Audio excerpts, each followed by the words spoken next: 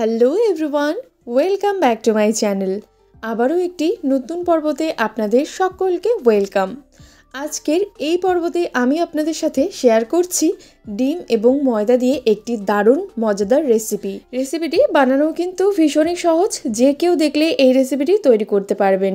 খেতেও কিন্তু ভীষণই মুচমুচে এই ডিম এবং ময়দা দিয়ে এই রেসিপিটি আমি কিভাবে তৈরি করেছি চলুন তাহলে দেখে নেওয়া যাক। রেসিপিটির জন্য এখানে আমি 2টো ডিম ব্যবহার করছি। আপনারা চাইলে ডিমের পরিমাণটা একটু বাড়িয়েও নিতে পারেন অথবা কমিয়েও নিতে পারেন। এখানে একটা বোলের মধ্যে আমি ডিমগুলোকে ভেঙে নিচ্ছি। ডিমের মধ্যে দিয়ে দিচ্ছি পরিমাণ মতো লবণ, সামান্য একটু গরম মশলার গুঁড়ো নিয়েছি, পেঁয়াজ কুচি, আর এখানে 2টো লঙ্কা আমি কুচি করে নিয়েছি সেটা দিয়ে দিলাম। দিয়ে দিচ্ছি ধনেপাতা কুচি। এবার সব কিছুকে খুব ভালো করে এখানে ফেটিয়ে নিচ্ছি। খুব ভালো করে সব কিছুকে ডিমের সাথে মিশিয়ে নিচ্ছি। এখানে সব কিছু ভালো করে মিশিয়ে নিয়েছি।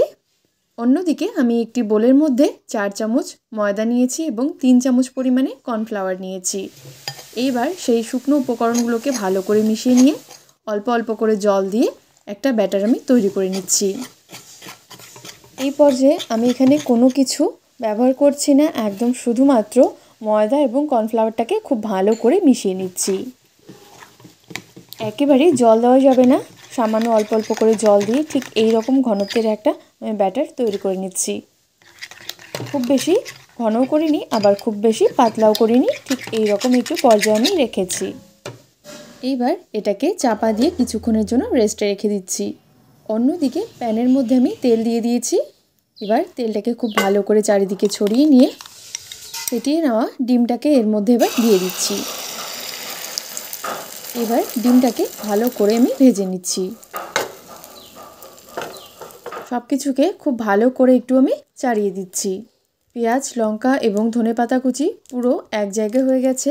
এইভাবে করে একটু আমি চামচের সাহায্যে সব দিকে ছড়িয়ে দিয়েছি। এবার ডিমের একটি অংশকে ঠিক এইভাবে ভাঁজ করে অপর অংশটিও আমি এইভাবে ভাঁজ করে নিচ্ছি।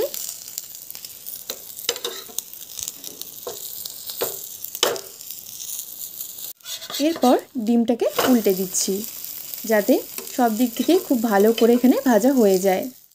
আর ঠিক এই অবস্থায় আমি ডিমগুলোকে ছোট ছোট পিস করে আমি কেটে নিচ্ছি। একদম লম্বালম্বিভাবে সব ডিমের অংশগুলোকেই আমি এইভাবে করে কেটে নিয়েছি। ডিমগুলো কিন্তু ভাজা হয়ে গেছে। এবার এগুলোকে তুলে নিচ্ছি। সবগুলো ডিম এখানে আমি তুলে নিয়েছি। রেস্টে রাখা ব্যাটারটির মধ্যে দিয়ে দিচ্ছি এবার পরিমাণ মতো লবণ, হলুদ গুঁড়ো দিয়ে দিচ্ছি, সামান্য একটু লঙ্কার গুঁড়ো, সামান্য একটু গরম মশলার গুঁড়ো দিয়ে দিচ্ছি, ধনেপাতার কুচি, আর এখানে রসুন এবং আদার পেস্ট নিয়েছি সেটা দিয়ে খুব ভালো করে এবার সব কিছুর সাথে মিশিয়ে নিচ্ছি।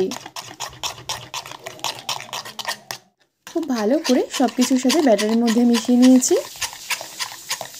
এইবার এগুলোকে ভেজে নিচ্ছি। প্যানের মধ্যে তেল দিয়ে আমি আগের থেকে গরম করে রেখেছি। এইবার ডিমের একটি করে অংশ ঠিক এইভাবে ব্যাটারের মধ্যে ভালো করে ডুবিয়ে নিয়ে গরম তেলের মধ্যে দিয়ে দিচ্ছি। ব্যাটারের মধ্যে এপিঠ ওপিঠ খুব ভালো করে কোট করে নিয়ে এইবার গরম তেলের মধ্যে দিয়ে দিচ্ছি। একইভাবে সবগুলোই আমি এখানে দিয়ে দিচ্ছি। যতটা পরিমাণে এখানে প্যানের মধ্যে ধরবে আমি ঠিক সেই পরিমাণে এখানে দিয়ে দিচ্ছি। এইবার একদম মিডিয়াম ফ্লেমে সবগুলোকে ভেজে নেব। ফ্লেমটাকে একদম মিডিয়ামে রেখেছি। এবার এগুলোকে উল্টে দিচ্ছি। উল্টে পাল্টে দুদিকটায় খুব ভালো করে লাল লাল করে এখানে ভেজে নিচ্ছি।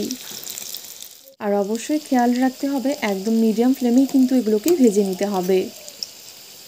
প্রায় এইগুলো কিন্তু আমি ভেজে নিয়েছি। এবার ফ্লেমটাকে বন্ধ করে এগুলোকে নামিয়ে নিচ্ছি। তৈরি কিন্তু হয়ে গেল খুবই সহজ পদ্ধতিতেই ডিম এবং ময়দা দিয়ে একটি দুর্দান্ত সন্ধেকালীন রেসিপি।